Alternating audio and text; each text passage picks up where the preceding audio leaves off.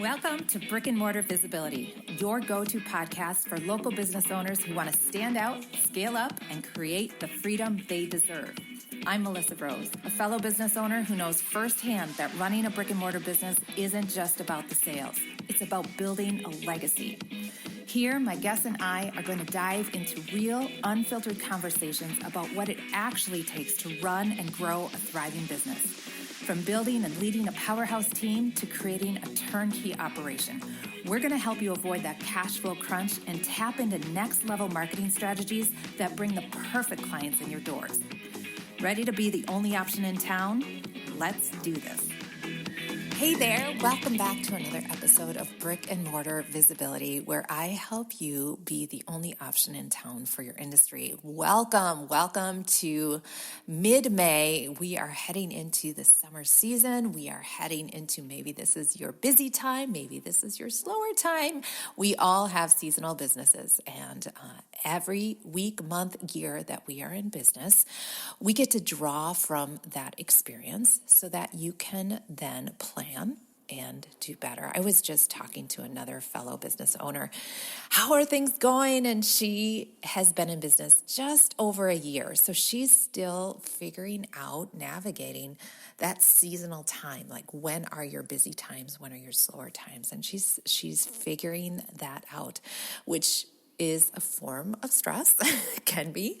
It's also very exciting. So just remember that every day is a success. Every week is a success. Every month is a success. And today we are going to acknowledge years. I am celebrating 16 years in business. This week we are celebrating with our 16th annual recital. And I wanted to go through 16 lessons that I've learned. Now, if I would expand on these deep, it could be a 3-hour podcast, right? So I want to keep it under 30 minutes. So some of these are going to be a little bit more succinct. Others I will expand on. But either way, I want you to glean from my knowledge and apply it to your business. And maybe some of these things you're like, yep, got it, check the box. Others might be like, that's a room for growth. And for me, I wanted to share these because they are all learning lessons over the years. And some of them I have like checked the box myself, and other ones I'm like, I could grow from that still. So this is all in real time, and I wanted to share it with you. But before we dive in, I wanted to give you your PSA, which I always do, and that is to grab a Google Business Profile update. If you are not sure what I mean by that, that is your clue that you need my free workshop. This 30-minute workshop tells you what to do, how to do it, where to do it, so you can become the first option in town for your industry. This is a foundational tool that Google gives us. It's a great SEO foundation, and so many business owners don't take advantage of it. So please grab that. Even if you are an online business, even if you are an MLM business, you can still use this tool. So grab it, optimize it, and if you need a little help, a little accountability, a little hand-holding, I offer a VIP day. It's about these 3 hours where we sit down together, we go through it item by item by item, and oftentimes we have a little bit of time after where we can then hop on over to your website, and I can give you tips, tools, strategy on your blog or what could be better on your website, and coach you through that as well. So if you're interested in that, please go to brickandmortarvisibility.com and click the Work With Me tab. All my free options are there, as well as the Work With Me options. All right, everybody, we are going to dive right in. As I said at the top of the show, we are celebrating our 16th year. So 16 lessons in running a studio business and what it has taught me about growth, grit, and showing up. Number one, lead with trust and keep building it. Every year we are in business, we gain another ring of trust. All right. I know a business owner I met this weekend, 30 years in business, and talking about marketing. And as you get further and longer in business, the marketing becomes easier because your people do it for you. So when we are starting out, we really need to gain that trust of our client.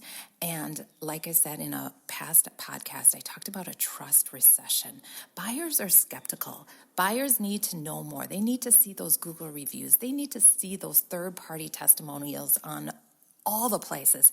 So building that trust, people look to Google first, then they talk to their people, then they look at your socials, then they might actually walk in your doors and or hire your service. So please gain that trust. And in the beginning, it is a lot of grit, showing up and being there, but being there consistently, because as I've talked about in past episodes, that consistency factor builds trust. When you show up, when you say you're going to show up, people like that.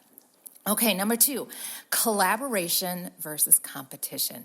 One of my top podcasts was all about collaboration, being really great at connecting with your community. This does so much for your business. When people see that you're working with other business owners, it's a warm fuzzy for them. It helps the marketing aspects. You get to shine a light on each other.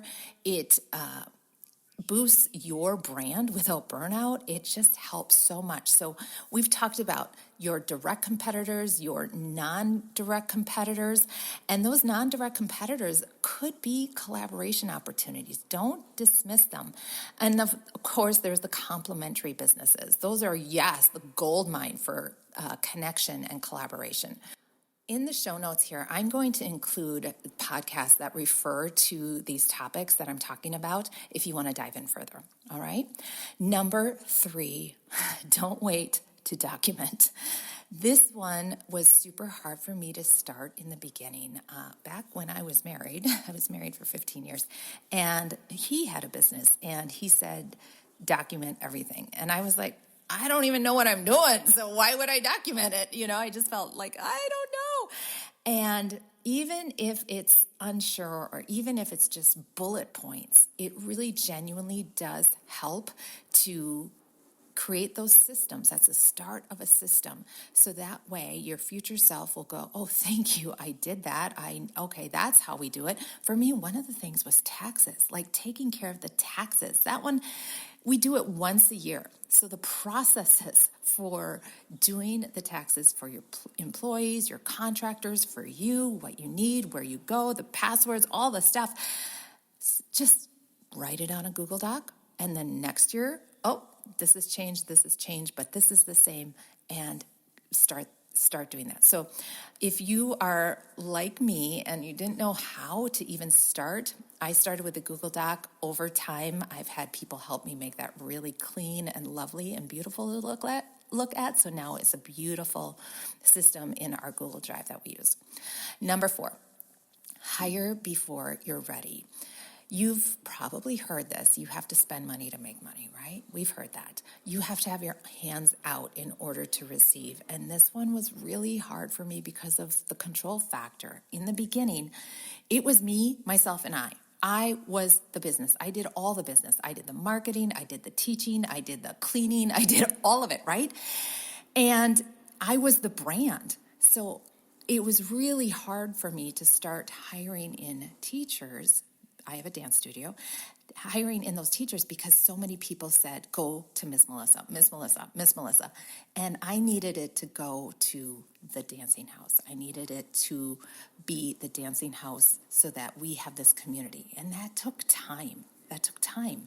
And hiring those people, getting them on board with your mission and vision and your magic. Okay, for me, it's the Melissa magic. Like, we need mini Melissas in the studio that are just as magical because Miss Melissa has worked really, really hard to create this gem in the community. So hiring before you're ready. So for me, it was really hard to let go of the teaching aspect. So then I did it behind the scenes because that was a little bit easier and less knowledgeable for me. So start hiring, and you don't have to hire full time. Again, I'm going to relay a podcast here in the show notes about this because we feel that we might need to hire 10, 20 hours a week. And honestly, you guys, there are so many people that just, you know what, could I just come in like 2 to 3 hours a week? I would really like to just have that much. And sometimes those people grow into amazing part-time help. Amazing. And that's how I started. I started super slow and gradually let go. And man, when you start to let go and let them take over and let them like show their magic, that's when things get really fun.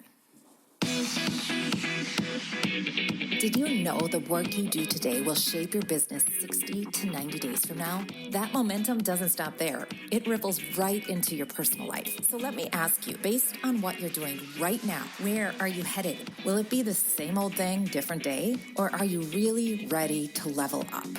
If you're shouting level up, let's make sure it actually happens. Join me and a crew of powerhouse business owners in my mastermind called Level Up, Your Business, Your Life. This isn't just another meeting. It's your secret weapon to accountability, strategic thinking, and inspiration. We meet monthly to empower each other, take bold action, and crush the goals that really matter. Want to know more?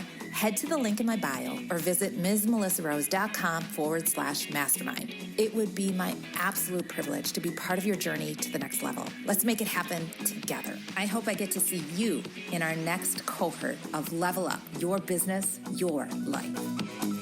So we're talking all about 16 ways that I have learned in my studio business. All right, what these lessons are in the past 16 years. We are now at number 5, and this is piggybacking off number 4, hire before you're ready, but you got to let go.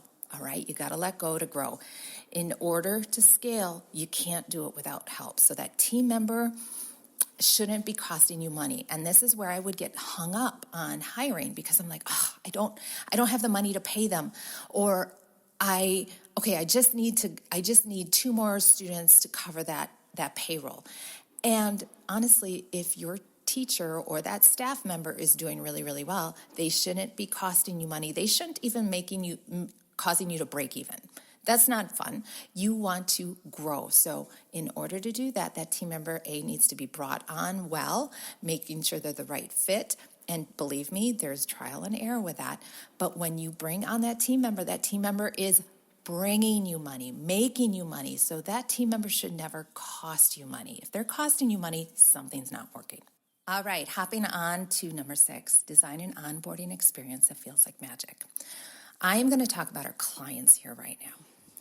Remember, we are not competing with anybody down the street. You could say, yes, I'm competing with the Pilates studio down the street or the yoga studio down the street, but honestly, you're competing against yourself on creating the most exquisite experience for your dream client.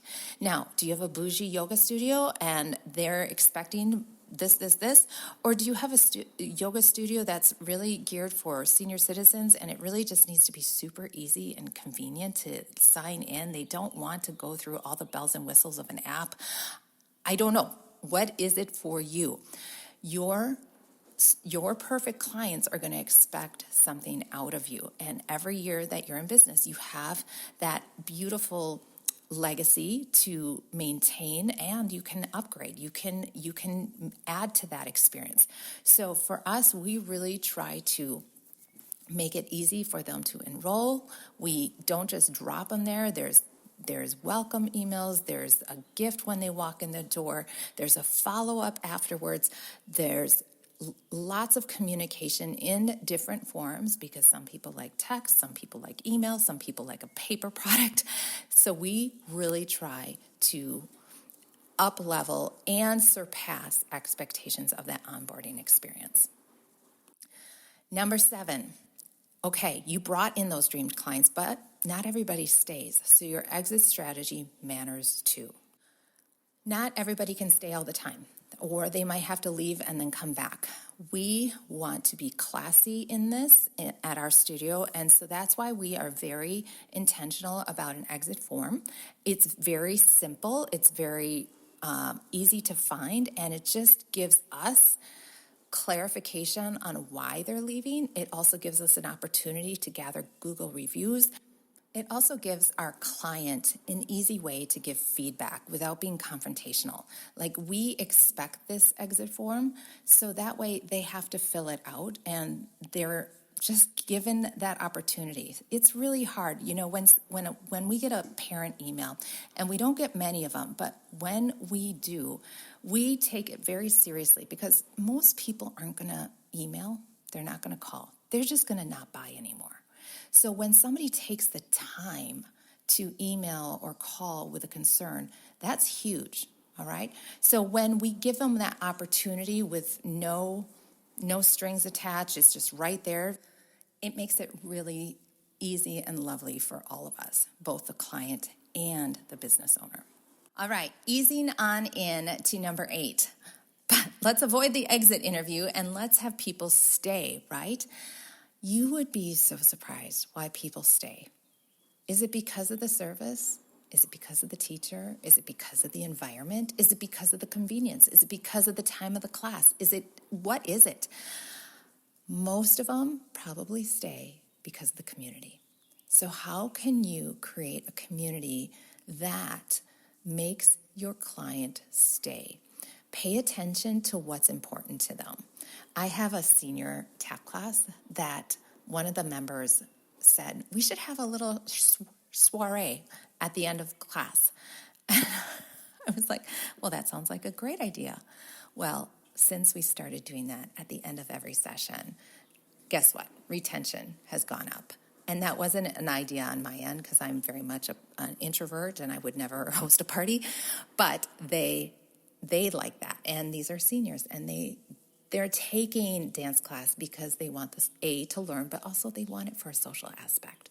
So how can you create that community in creative ways to keep your people in your doors?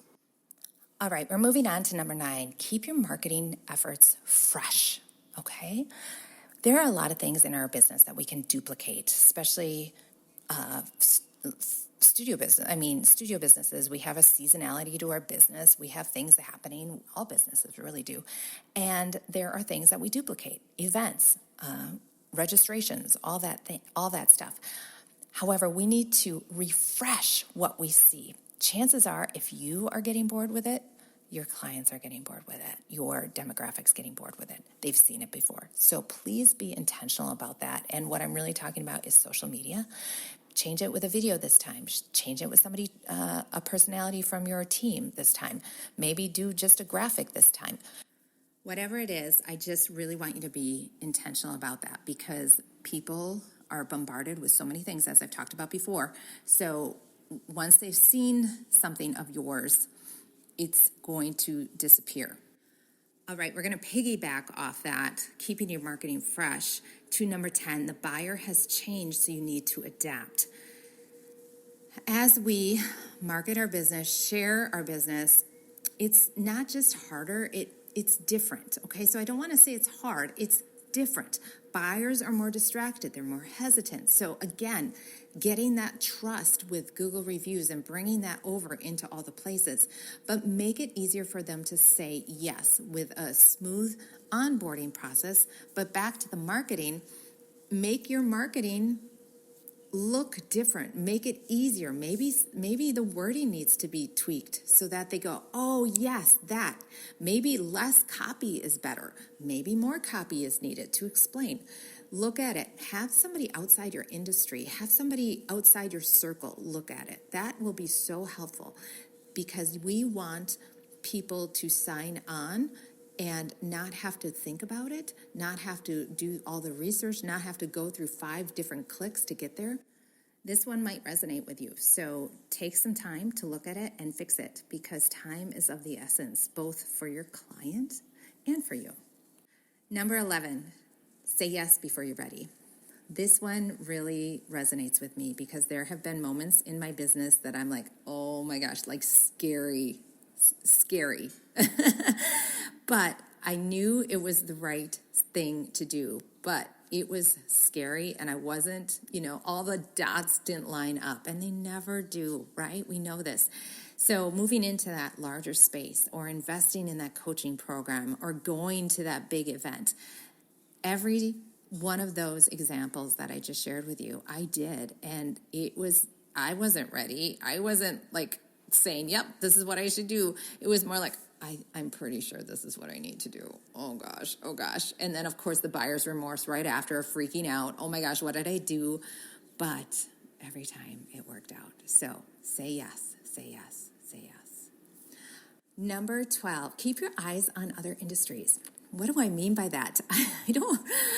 We have so much to keep our eyes on in our business, but one of my most favorite things to do is watch other industries, find some people that you love in your community or outside your community that do different things, and look at what they're doing and bring it on over to your studio business. I love watching restaurants or retail or wellness, hospitality. This is where the innovation lies. You can create so much freshness, back to that marketing tip, based on other industries. So just watch and go, ooh, and whatever resonates with you, save it. I have a file in my Instagram, on my Facebook, of marketing ideas that I go to when I'm just like, I just need something fresh. What can I do? So follow a few great people from other industries and take note and save for your future self in your visibility strategy. All right, we're finally getting to the final 4 of your 16 lessons that I've learned in running my business. Number 13 really hits home. I have watched a dear friend start, launch, create an epic business in the community, and then go through some really, really tough health challenges. And despite creating a phenomenal business, decided to sell it. And that's a huge win. That's a huge win. Don't hear me saying that that's a bad thing. We build a business, most of us, to sell it. But the health challenges that she experienced on growing this phenomenal business, it is so important to take care of yourself. If you don't have your health, you don't have anything. So you need to put yourself, your health, your headspace, so much there, health in the front seat. Because running a business, as many of you know, is not for the faint of heart. It can be super, super fun and rewarding, but to start out, to get it there, to get it running like a well-oiled machine takes a lot of energy. So please take care of yourself. What do you need? A yoga class might not be what you need. You might need a walk. You might need a bath. You might need a quarterly getaway with no gadgets and just peace and quiet. Whatever it is for you, schedule it and make sure it happens, because your health is so important. Number 14, do not be afraid to ask for help. This is one of my big things. Don't be afraid to ask for help, but part of that is sometimes I don't know what I don't know, so I don't know what to ask. And I get frustrated because people will say, Melissa, ask. But I don't understand it enough to know what I don't know. So part of that is being around people in a mastermind or in a coaching group. Like I said, invest in yourself with that coach and or mastermind. I do both, because then you have trusted people to start to talk it out, and then they might realize what the question you're getting at is. So much of it for me is I just didn't know what I didn't know. So I didn't even think to ask the question. And I was just talking to my mom yesterday about that, because she's learning a lot about finances now that my dad is gone, and how to handle and how to grow and how to do a renovation in her new condo, all that fun stuff. And we talked about that. And she goes, oh my gosh, yes, Melissa, I didn't even know to ask that question. So it's just, I'm sure you can relate. So lean into those people around you and talk it out and ask for the help. Even say, I don't even know what my question is, but here's my situation, right? Number 15, this one, oh my gosh, you guys, this year, I love that this is on number 15, because it was in year 15 that redefined success for me. I'm kind of have goosebumps right now because I'm getting this. Last year was year 15. It was one of the hardest years of my personal life.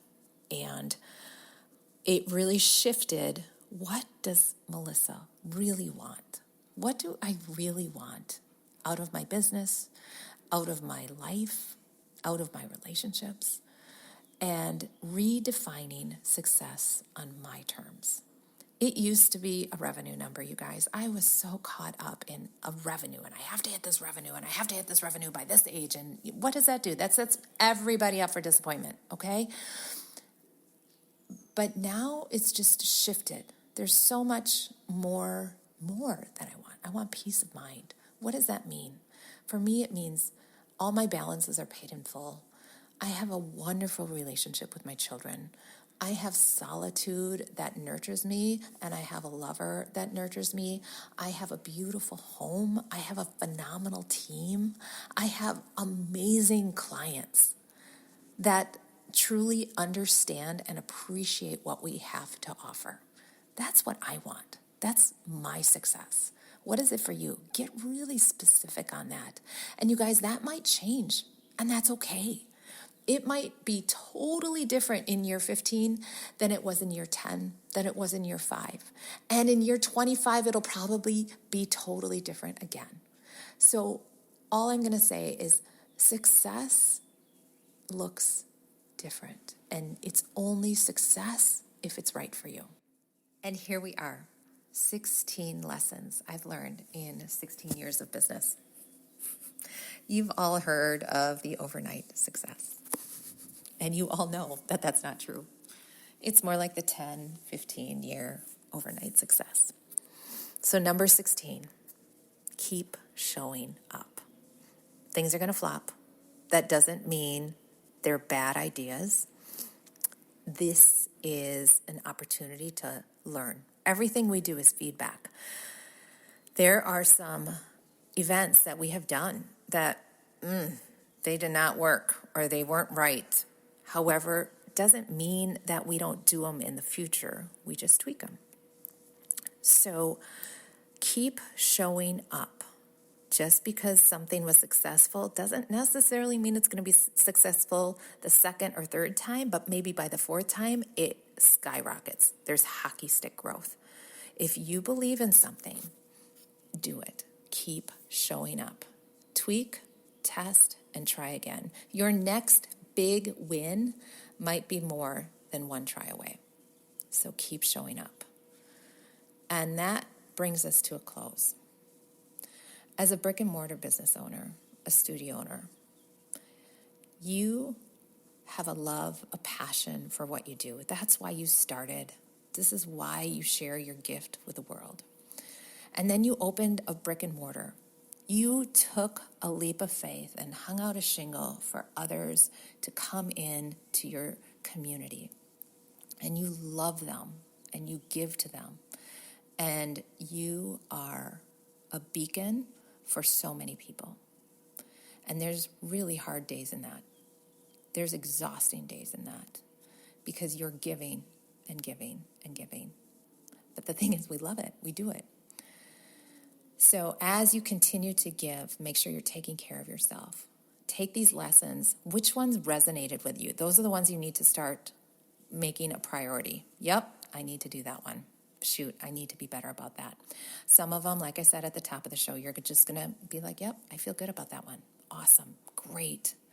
So what I would absolutely love is if there was something that you're like, I have this one nailed, Melissa. Thank you so much for reminding me that I am a badass and I have this one nailed. Share it with me.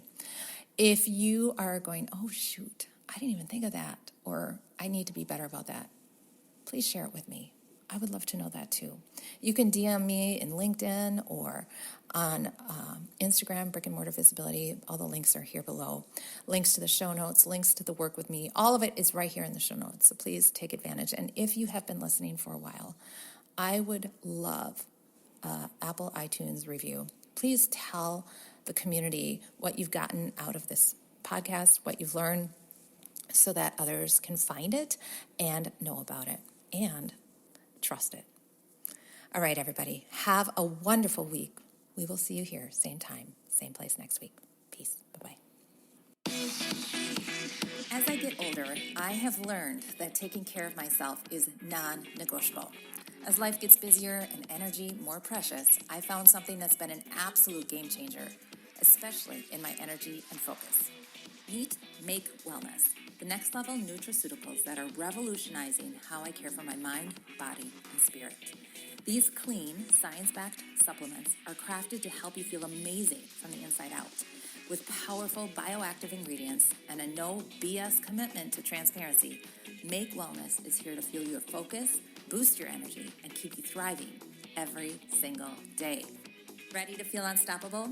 Go to the link here in my bio or head to msmelissarose.com/tools to see this product and my other top products that I use every single day.